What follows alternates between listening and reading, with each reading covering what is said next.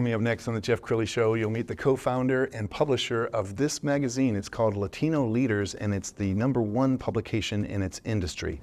His story is next.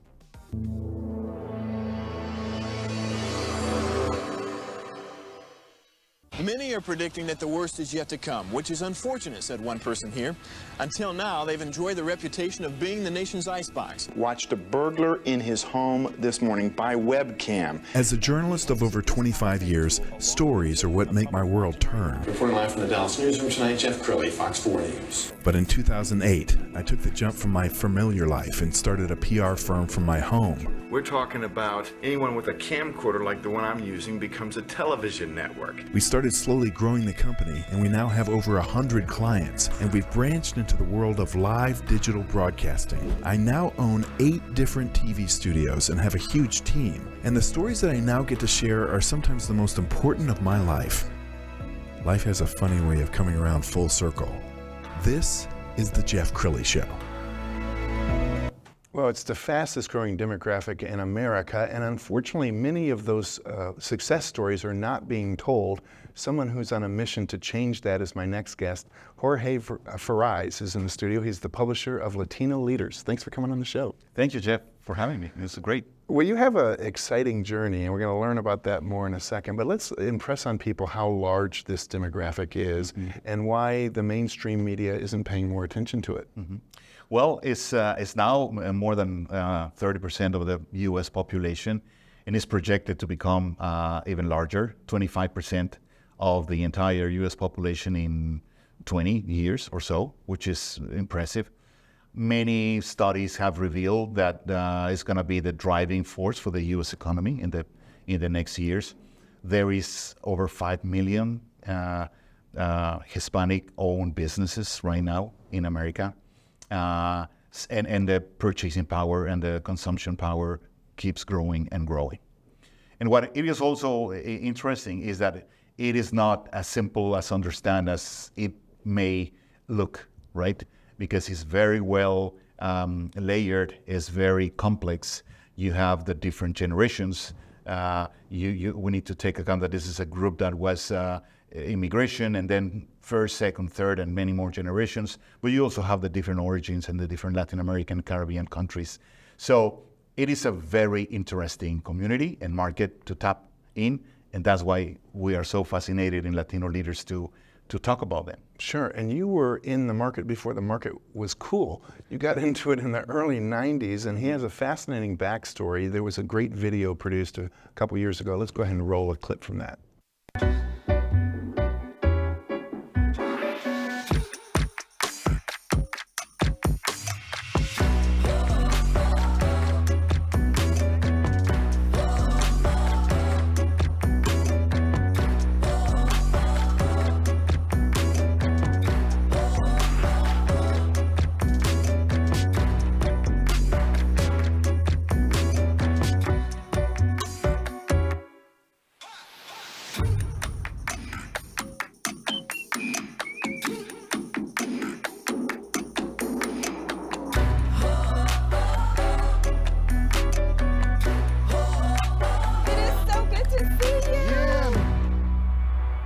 Nice ride, by the way. Oh, thank you. You too. I love that we are having an intersection between friends right here, because in a way we know each other from like work and business, but here we go deeper. It's like you peel the onion, keep going deeper and deeper, and why? Why are we who we are? Jorge, I want to hear that. I don't know your backstory. Well, the young Jorge. before starting my business, because I really have had just this job. But I had an actual job as a student producing telenovelas and producing musical theater. And I graduated from there as a telenovela producer the same day that I graduated from my college. But then my boss fired me. The same day that I graduated, I went to him and told him, you know, now I'm free to work full time, I'm here. And he told me, you know, close the door, sit, Okay. And he fired me. I said, but why? Oh my gosh. And he told me, if you keep working in corporate, one day they will forget what you did and they will replace you with another producer and another writer. So go on and start something on your own. Oh my goodness. And that is when I, talked to my brother. My brother was already, kind of making comments to me. We should start a business together. So we came together, and with all pennies and pesos that we had at that time in Mexico, we put together a magazine. We wanted to do a magazine about success. And I said, we need to get closer to successful people, to have real examples of success and real examples of leaders. And so that's why we started doing interviews that we started publishing. And then after publishing, we launched our first magazine in 1991. Wow, I think that is so fascinating. Now, and take me back to 1991. What was the landscape like? Was there any Hispanic publication out there? Well, yes. I mean, Hispanic publications have been here for a long time. At that time, mostly, they were, addressing the lower end side of the market, which was the more massive one, if you will. But it was also Spanish speaking. So you had a lot of newspapers founded in the early 20s or 30s. Sure. California, in New York, in Florida, very good publications. But the market was started to be understood and to be understood as layered. And every census after 1980 has done more to understand better the Hispanic community and population.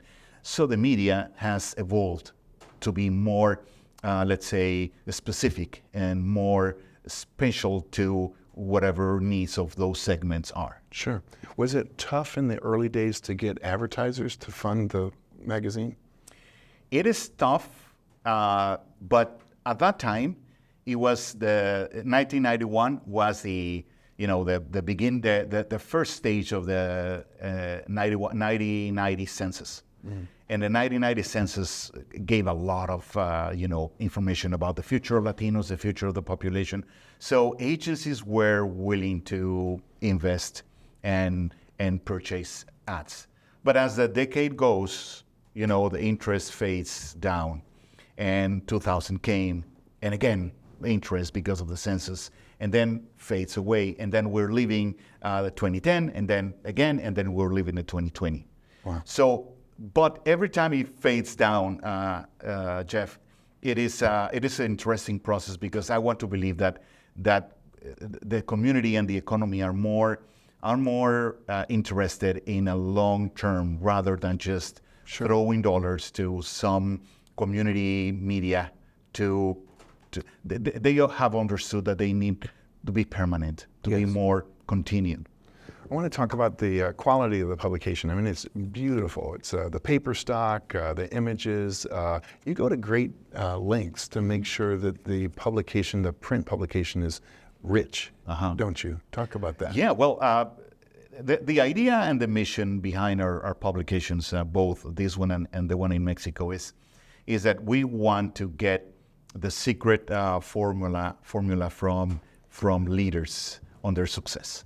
And by doing that, trying to understand where they were coming from, where are they going, where are they in that moment, and what's the future, how they see the future, because they are the leaders, and the leaders end up, being the ones that design the future, invent or write or produce the future. So our main job is identifying leaders all over the country that have done something that has put them in a spot in which they are either influential, powerful, they become examples or role models, or they have had success. We're going to pull up the page on his website where it goes through previous editions, and as we scroll down the page, I want you to talk about the editorial process. How do you decide who's going to be on the cover? Well, I have a lot of editorial advisors. I mean, we don't have like a formal editorial board, but every time I interview someone, he becomes or she becomes one of my advisors, and they always recommend you, open doors for others, point out some stories that they think we should cover. So I am never in a lack of stories. Yes. We always have enough. And it's just a matter of talking with my editors. We have a digital editor, we have a print editor for the magazine. And we kind of pick the leaders by the topics. So we have different topics through the year. And those topics are the ones that we try to meet or to feed to the readers. So the ones that we feel are interesting for the readers, those are the topics that we work with the leaders. You also have this amazing coffee table book, and when I say amazing, I mean it's beautifully presented. And I noticed you have everybody from Hollywood stars to captains of industry. And do you have a favorite, or is that like like choosing between your children? Yeah, of course. Well, I mean, that book was edited when we turned 20 years editing Latino Leaders here. That was 4 years ago. And we decided to pick the 100 most beautiful photographs from the interviews. Every interview that we do is like a piece that we really take care, because it's a piece that will make a snapshot of some leader in a moment of time. And that snapshot, prevails. And so we use it we give them to them so they can use it for promotion. We save it in the magazine, in the archives. And sometimes we go back and read those stories. And for example, some of my conferences, when I get to talk or give a lecture, I go back, read my stories, read the interviews, and I pull, anecdotes from there or lessons or things like that. But that is how that book came. And that is a little bit about the mission. And we have noticed something very interesting, Jeff.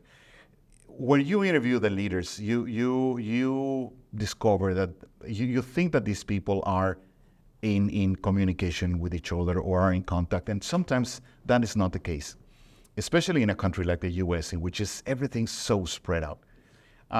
You see that leaders in Los Angeles are not necessarily in touch with leaders in the Midwest, or the leaders in New York are not necessarily in touch with leaders in Phoenix. So that makes it very interesting, because what we try to do, especially with a Latino segment of leaders, is to connect them, Yes. so they can produce productive or beneficial connections for everybody. And if they advance themselves, the community will advance. So, What do you think the mainstream media gets wrong about this market? well, I have always said, and there's a lot of studies, not made from us, but some other very respectful think tanks in the Hispanic community. The Latino community is in desperate need of a PR firm, because most of the perception of Latinos in media is wrong. So it is basically, in shows and movies, in TV, and even in newscasts, you always see the bad side of Latinos. You always see like the drug cartel killers and the bad police and the corrupt officer and the victim or the women with problems and poor and drug addicts and things like that.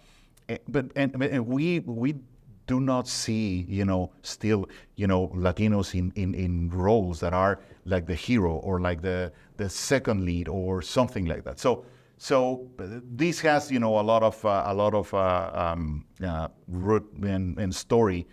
This comes from Hollywood, writers in Hollywood, and some domination of the industry there. And I won't say it is on purpose, right?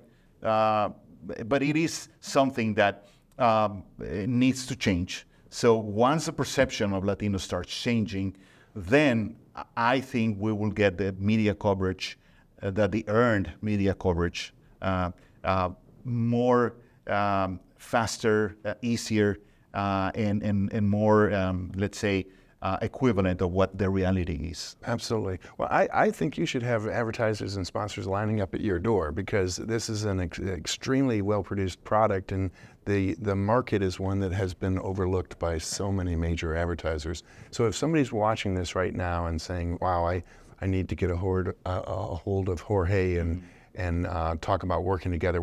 They can reach you through the website, and then you have a kind of a conversation, or what happens? No, what happens is this. I mean, I wish I could say I have a lineup, infinite lineup of advertisers knocking on my door.